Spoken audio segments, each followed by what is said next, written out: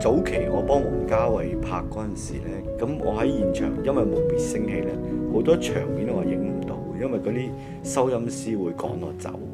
咁獲得咧就係只係佢哋嗌 cut 嗰陣時咧，我先可以有機會影到。每一個演員嗰個狀態咧都係比較唔係喺戲入邊。其實呢個冇演戲嘅狀態就變成我而家今日嘅風格。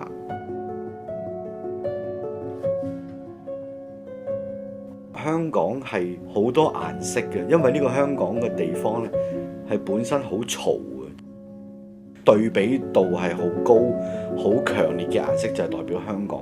所以我一開始嗰陣時我就影好多相都比較強烈嘅對比。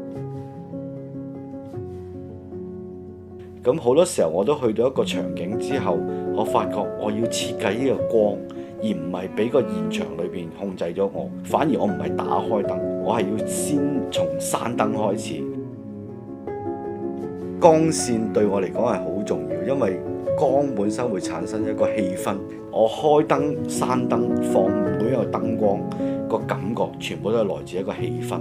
我要做一樣咩嘅氣氛，我就知我要開啲咩燈。最近係去咗亞馬遜森林，我喺森林裏邊發覺，其實大自然本身個世界已經係好靚，同埋佢充滿咗生命力，好偉大。佢真係有愛喺裏邊。我而家開始喺大自然裏邊會揾到一啲係超越咗我創造出嚟嘅美學。